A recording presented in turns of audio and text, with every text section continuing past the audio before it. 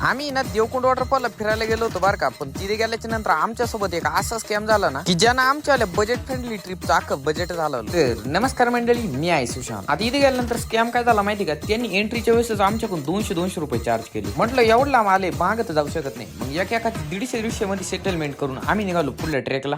नदी क्रमांक 2 आहे याच्यासाठी क्रॉस करायसाठी आम्ही 150 रुपये दिलेत. पाणीच निघून गेलं कुठे काय यावंच लागतंय.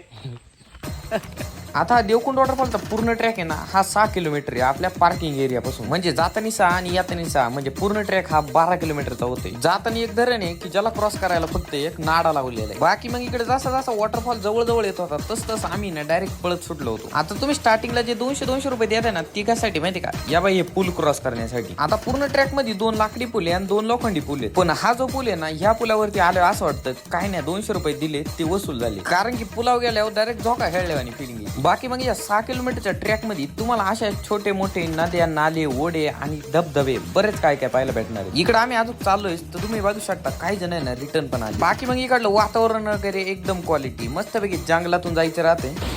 फायनली भावांनो 1-1.5 तासाच्या ट्रॅक नंतर येऊन पोचले आता देवकुंड वॉटरफॉलला.